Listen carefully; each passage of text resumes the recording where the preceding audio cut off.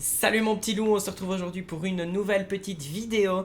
Alors il y a eu le week-end des Worlds, c'était incroyable, félicitations à DKP pour avoir remporté le trophée.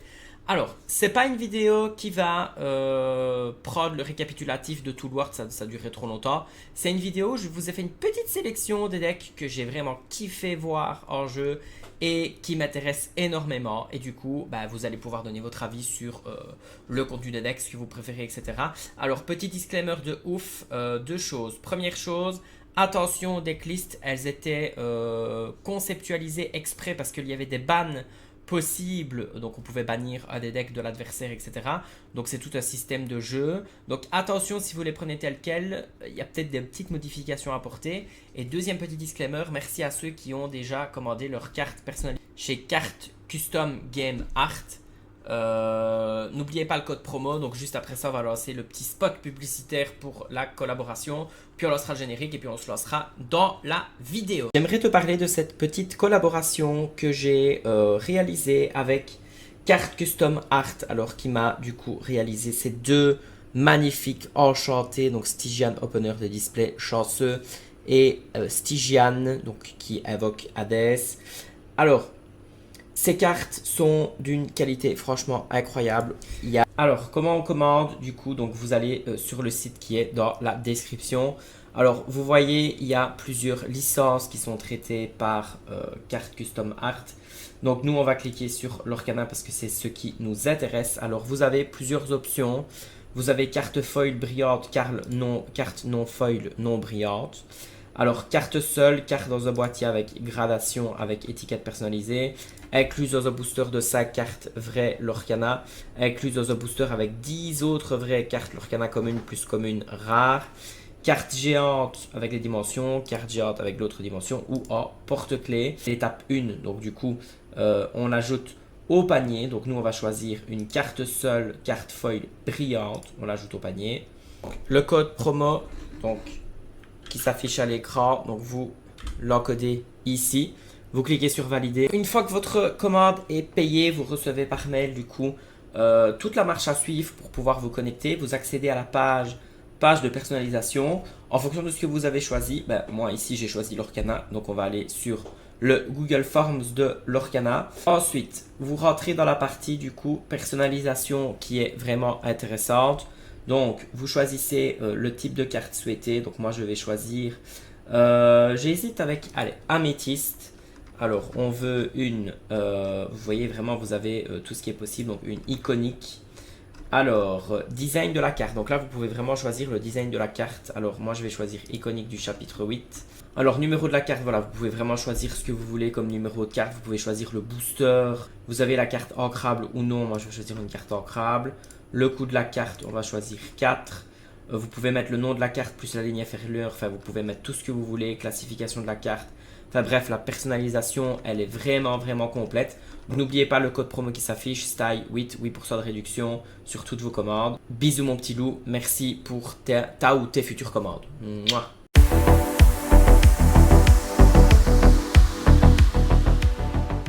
Alors du coup, premier deck qui m'a énormément plu, c'est un des decks de DKP qu'il a utilisé pour remporter la finale et pendant le World de toute façon de manière générale. C'est un vert gris dans lequel il y a Yensid, balai magique qui permet de piocher et balai magique qui a insaisissable. J'aime beaucoup déjà mauve de base et j'aime beaucoup, enfin je déteste gris, c'est vraiment une couleur que je sais pas jouer, mais j'aime beaucoup la combinaison des deux qui a déjà fait ses preuves à de nombreuses reprises et qui vient encore une fois de faire ses preuves. Ce qui est très chouette, c'est qu'il y a une sortie qui est quand même relativement assez agressive tout en ayant quand même de la pioche. Je rappelle la sortie agressive qu'il faut éventuellement avoir, c'est balai magique avec les Yensid. Je rappelle Yensid, si vous avez 2 balais magiques sur le terrain, il gagne de l'or en plus. Donc du coup, il y a moyen de générer quand même beaucoup de l'or en début de partie. Et puis gratter du l'or petit à petit avec les chèvres, les bounce et les cobras. On a patte pour bloquer quand même les chansons. Mais attention, ce deck-ci est quand même relativement faible contre Steel Song. Même s'il y a des armes avec les allumer les mèches, etc. pour aller chercher les petites cendrillons. Mais il a quelques grosses difficultés contre Steel Song parce que Steel Song arrive le moment où il commence à mettre la Ariel, Alter et ses gros tons. Il y a quelques difficultés pour le gris mauve de pouvoir prendre le lead. Donc c'est plus un deck qui est aggro mid-range, mais qui souffre quand même du style song. Donc attention si vous le prenez tel quel. Vérifiez quand même qu'il n'y ait pas beaucoup de style song dans vos tournois avant de le prendre, parce que ce deck-là a quand même de grosses difficultés contre style song. Mais j'aime beaucoup le deck, de par le fait qu'il y ait mauve, et en plus c'est peut-être bien un des seuls dans lequel il y a du gris que je sais jouer, parce que c'est quand même pas une dominance de gris. La mécanique grise dans ce deck-ci en tout cas n'est pas très compliquée, mais vu que c'est quand même le mauve qui prédomine, un deck que j'arriverais potentiellement à jouer. Si je devais changer quelque chose, j'enlèverais les docks parce que je déteste jouer avec dock. Et je mettrais peut-être potentiellement de quoi avoir la paix avec Zeus potentiellement, pour quand même garder du contrôle intéressant contre potentiellement Maui Requin qui pourrait être problématique. Mais sinon globalement très chouette deck qui a fait ses preuves, et ça c'est top. Alors deuxième deck du coup, toujours un deck de DKP, et celui-ci c'est un turbo aggro que je déteste, mais qui a quand même des cartes sympas que j'aime bien, qu'on voit pas souvent. Et donc du coup j'aime beaucoup l'idée. En tout cas c'était un deck à destination d'aller complètement détruire le bleu-rouge objet et le bleu-rouge burn en étant super méga rapide. Pour ce faire on a Honda, Daisy, Fred Lilo, Pégase en drop 1. On a Olivia Flaversham, Porcinet en drop 2 qui permet de faire énormément de l'or. On a Ursula pour aller chercher des chansons. On a Baloo, Donald, Hera, Jetsam, Kit et Prince Philippe en drop 3. Et on ne va pas aller plus haut. Enfin si, on va aller plus haut avec Sven, mais ça reste très agressif. Donc Baloo qui permet de générer du lore quand il est banni. Donald qui permet de donner de l'or à quelqu'un. Hera qui a ward. Jetsam qui a ward aussi, c'est pour ça qu'il est là. Kit pour reprendre un petit peu de tempo. Et Prince Philippe qui a ward, et c'est pour ça qu'il est là. Il y a alors Sven pour redresser un de ses personnages. Et continuer du coup à générer du lore, et c'est ça qui est sympathique. Alors, c'est pas le genre de deck que je jouerais, mais c'est le genre de deck qui m'a plu. Parce que j'ai trouvé ça très expéditif. Ça a duré 4-5 minutes par game. C'est le genre de deck que vous jouez si vous voulez pas vous prendre la tête, mais c'est ça qui est sympa. Alors, troisième deck. Celui-ci, c'est le deck Dead Shiu Amber Steel Song. J'aime beaucoup parce qu'il y a Namari. Et Namari est une carte qui me plaît beaucoup. Et tout est en x4, donc on se prend pas la tête. Cendrillon, Rhino, Troubadour, Ursula, Ariel, Pat, Réponse, Alter Rhino qui est une dinguerie, Bête, Namahari, Ariel, Biorguest, ça je rappelle, c'est un peu comme l'effet d'Ariel. Donc Ariel permet d'aller révéler 4 cartes, prendre une chanson, ça révèle 4 cartes et on prend un personnage. 4 perdu, 4 plus ardent, 4 quand soudé sur Zeus. Et petite particularité, il n'y a pas ce rêve bleu. Alors ça c'est intéressant parce que pour moi du coup c'est un style song qui ne joue pas avec ce rêve bleu, donc il ne cherche pas à se prendre la tête avec refaire une main à l'adversaire, mais qui mise sur le fait d'avoir Beast et Namahari pour cumuler les effets de pioche. Et c'est la fête et Ariel chez du coup les cartes qui sont intéressantes. Et c'est ça qui est chouette, c'est que du coup sans le ce rêve bleu, on a un package de 4 de chaque carte, ce qui permet de rentabiliser du coup les drops. Et en plus, on a réponse qui permet de piocher. Enfin bref, il y a pas mal de trucs très intéressants. Et vraiment, le fait de ne pas avoir ce rêve bleu, c'est chouette. Il y a 16 chansons, il y a moins de non-ancrables du coup, puisqu'il n'y a pas les ce rêve bleu. Enfin bref, c'est super intéressant. Mais attention, si vous prenez en main ce deck là sans ce rêve bleu, ça ne se joue pas de la même manière. Partez du principe et du coup, allez peut-être revoir les rediffusions du coup de quand ils jouent ce deck là, mais c'est vraiment super chouette. Alors là, on est aussi sur un deck d'Echiu. Et là, par contre, j'ai craqué. J'ai un coup de cœur pour ce deck. Attention, très sensible au style song et au jaune-gris aggro. Je pense au gris de manière générale, donc attention. Mais contre tout le reste, c'est une pure dinguerie. Ça turbo pioche. Il n'y a pas presse genre, donc on va pas chercher la discard, mais ça turbo pioche, les gars. Vous avez une pression sur le bord de malade mental. Vous avez Kit pour renvoyer les trucs qui sont embêtants. Vous avez Peter Pan, Yago, Kriki, enfin bref. Vous avez les leviers. C'est une pure dinguerie à jouer. Je ne vais pas en parler plus que ça parce que du coup, je prépare une petite vidéo que je sortirai mercredi exclusivement sur ce deck-là pour rentrer plus dedans en détail.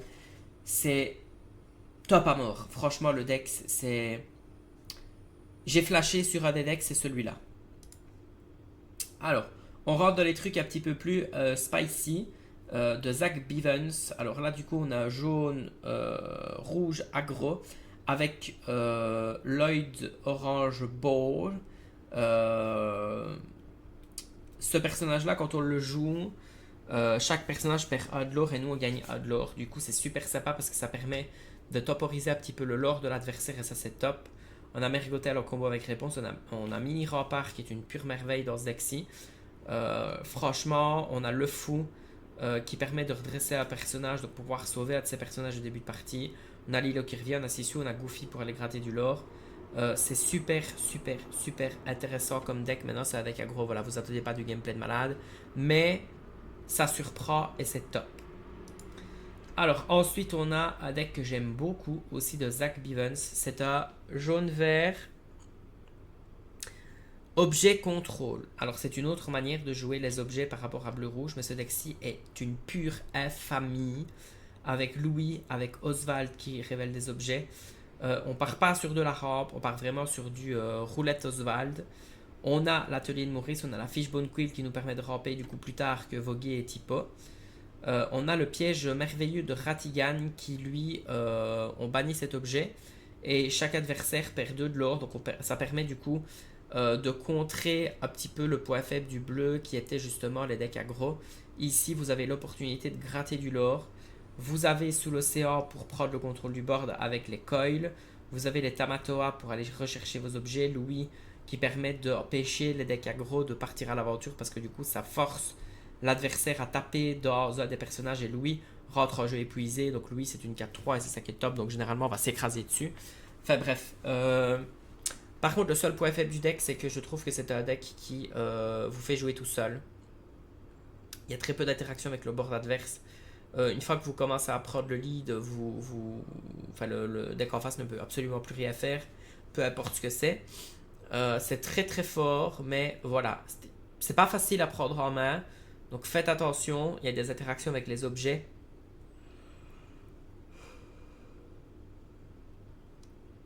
Il y a une difficulté avec Oswald qu'il faut prendre en compte, mais si vous avez le temps, foncez. Alors, deck que j'apprécie beaucoup aussi, c'est un Jafar Wheel. Et celui-ci, c'est de level 9000A. Alors, pourquoi est-ce que je l'ai choisi? Parce que c'est Jafar Wheel et j'aime beaucoup Jafar. J'aime beaucoup l'idée de gagner sur des enchaînements de ce rêve bleu. On a Plan Désespéré pour piocher. On a la lampe aussi pour piocher en combo avec le génie et Jafar. Donc, je rappelle, quand on a un génie, on bounce. Et si on a un Jafar, on pioche 2. On peut cumuler les deux effets sur le... donc attention avec la lampe, vous avez d'abord l'effet du Jafar de piocher 2 cartes et puis l'effet du génie de bounce. C'est pas des effets optionnels, vous êtes obligé de les faire si vous avez les cartes. Et c'est ça qui est chouette, c'est que ça permet plein de combinaisons différentes. On a Namari que j'aime beaucoup et Jafar qui je pense sera reprint parce qu'il n'a pas brillé assez à mon goût. Et du coup voilà, on part sur un truc assez spicy que j'aime beaucoup, que potentiellement je jouerai en championnat de 7 après avoir top avec le Blurple. Et je pense qu'en championnat de 7, je vais partir sur Blurple vert mauve et jaune-gris Wheel. Et parce que du coup, j'aimerais bien le jouer avant que le Jafar soit rotate, si jamais je me suis trompé sur ça, sur son reprint. J'aime beaucoup, franchement c'est chouette, c'est vraiment cool à jouer. N'hésitez pas à vous lancer dans un deck si vous voulez partir là-dessus, c'est top. Et alors du coup, un deck aussi que j'ai mis parce que j'aime beaucoup de Brillant Courtaid, qui a fini aussi dans le top 16. J'ai dit Brillant, mais c'est Brian, en fait, rien à voir. Un jaune-vert chanson, il va mourir de chaud, je n'en peux plus. Un jaune-vert chanson discard avec Press John, Tick, Kriki, Kida, Tramp, tu m'as oublié, ne parlons pas de Bruno, Sous l'océan, la crique. Enfin bref, il y a une combinaison de plein de cartes que j'aime beaucoup. J'aime pas la mécanique discard, mais c'est le seul deck dans lequel je m'amuse encore avec la mécanique discard. Parce que du coup, il y a les chansons et c'est ça qui est top. Deck pas super facile à prendre en main aussi. Souffre un petit peu de jouer contre discard parce que si on va vous target vos chansons, c'est un peu la barba catastrophe. Donc du coup voilà, c'est assez sympa. Alors c'est ma petite sélection, du coup petite vidéo très courte, hein. C'est ma petite sélection de decks des Worlds qui m'ont vraiment donné un coup de cœur. J'ai un gros kiff pour le Vermouth d'Echiu que je jouerai après le Blurple. Donc voilà, faites-vous votre petite opinion. Les decklists sont sur Inkdeck de tout le top 16. Donc allez choisir quelque chose que vous aimez bien. Si vous n'avez pas d'idée sur quoi partir pour les 7 Championships, ça peut être une bonne base. Mais attention, je répète, les decks étaient conçus et construits parce qu'il y avait des bans. Donc attention, si vous prenez les decklists toutes faites, testez-les avant pour être sûr que vous ayez quand même des match-ups favorables. Parce que du coup, nous, à 7 Championships, on ne pourra pas bannir les decks de l'adversaire. Donc voilà. C'est tout pour cette vidéo aussi. Je vous retrouve mercredi avec la vidéo sur le Vermouth de Echiu. Je ne sais pas si je ferai des vidéos sur d'autres decklists des Worlds parce que du coup j'ai vraiment kiffé le Vermouth et avant de faire une vidéo sur une decklist, j'essaye de la tester et par je pense manque de temps et je vous avoue d'énergie par rapport à l'Orcana. J'aurai pas le temps de tester je pense d'autres decklists, mais si jamais j'ai l'occasion de tester un ou deux decks aggro, il n'est pas dans la vidéo, mais j'aimais beaucoup le jaune bleu avec Ouragan et Patch. Mais voilà, on verra bien. Bonne chance du coup pour tester les decks. N'hésite pas à dire en commentaire toi ton petit kiff particulier, ce que tu aimerais bien avoir, ce que tu aimerais bien tester. C'était Stygian, bisous mon petit loup, et bonne chance avec la canicule.